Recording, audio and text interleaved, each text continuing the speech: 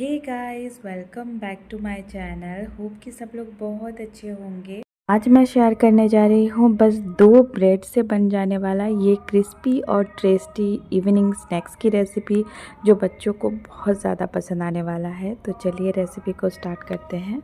और आज का वीडियो अगर आप सबको अच्छा लगे तो प्लीज़ वीडियो को लाइक, शेयर एंड सब्सक्राइब करना बिल्कुल ना भूलिए। तो चलिए वीडियो को स्टार्ट करते हैं।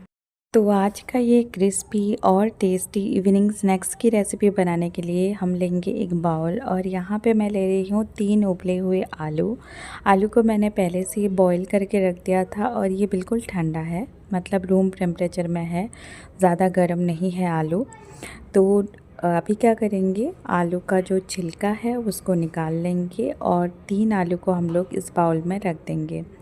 और इसके बाद क्या करेंगे, आलू को ना अच्छी तरह से हमें मैश करना है। तो एक आलू मैशर की हेल्प से मैं इसको मैश कर रही हूँ। आप चाहो तो इसको हाथ से भी कर सकते हो। तो यहाँ पे आलू को अच्छी तरह से हमें मैश्ड कर लेना है। और अभी आलू अच्छी तरह से जब मैश्ड हो जाए, इसको क्या करेंगे, हम रखेंगे साइड में थोड़ी देर के लिए।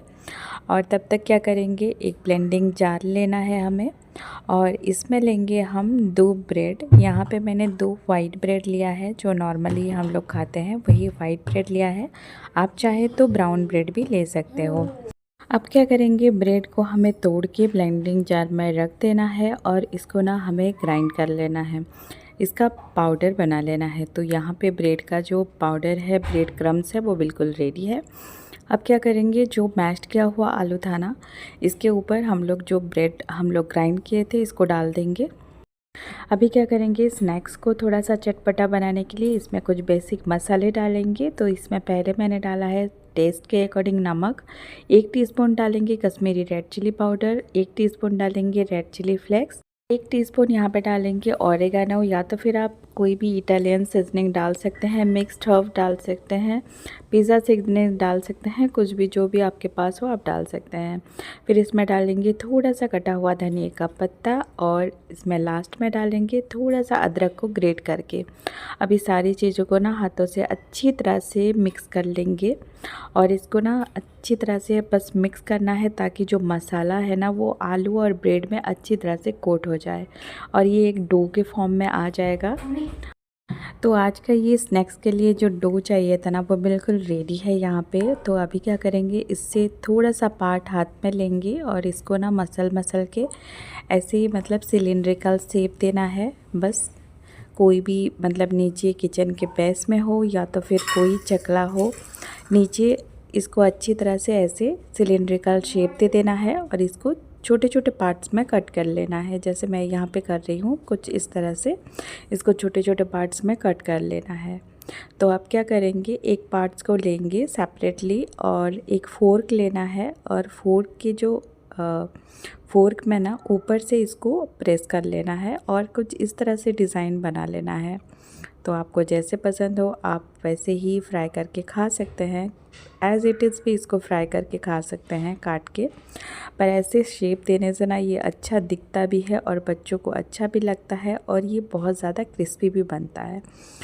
तो कुछ इस तरह से मैंने यहाँ पे सारा जो स्नैक्स है उसको बना लिया है, और ये ब्रेड और आलू का जो स्नैक्स है वो बिल्कुल रेडी है। तो चलिए इसको फ्राई कर लेते हैं। तो यहाँ पे मैंने यहाँ पे सारा बना लिया है, तो चलिए फ्राई कर लेते हैं इसको। तो यहाँ पे तेल मैंने पहले से गरम कर लिया था, तेल यहाँ पे मीडियम गरम होना चाहिए। जो हमने आलू और ब्रेड का स्नैक्स बनाया था, इसको तेल में डालते जाएंगे, और इसको फ्राई कर लेंगे अच्छी तरह से दोनों साइड से। तो थोड़ा सा एक साइड बस 1-2 मिनट होने देंगे, फ्राई होने देंगे, फिर इसको पलटेंगे, और दूसरा साइड भी इसको अच्छे से फ्राई कर लेंगे। इसको अच्छी तरह से क्रिस्पी होने तक फ्राई कर लेंगे, या तो फिर जब तक इसका कलर गोल्डन कलर ना हो जाए। और जब इसका कलर चेंज हो जाए और ये अच्छी तरह से क्रिस्प हो जाए, तब इसको क्या करेंगे, हम निकाल लेंगे अलग से प्लेट में। और बाकी जो भी, मतलब स्नैक्स बाकी था वो भी मैं फ्राई कर रही हूँ यहाँ पे। तो कुछ इस तरह से मैंने यहाँ पे सारा जो स्नैक्स था वो फ्राई कर लिया है। तो यहाँ पे हमारा रेडी है आलू और ब्रेड का क्रिस्पी और बहुत ही ज़्यादा चटपटी टेस्टी स्नैक्स जो कि आप इवनिंग में ट्राई कर सकते हैं। बच्चों को भी आप मतलब टिफ़िन बॉक्स में दे सकते हैं, बहुत ज़्यादा टेस्टी लगता है। और इसको ना ऐसे बना के आप रेफ्रिजरेटर में स्टोर भी करके रख सकते हैं, और जब आपका मन चाहे आप मतलब ला के इसको फ्राई करके खा सकते हैं। तो आप देख सकते हैं कितना ज़्यादा क्रिस्पी बना है, और आई एम श्योर बच्चों को बहुत ही ज़्यादा पसंद आएगा।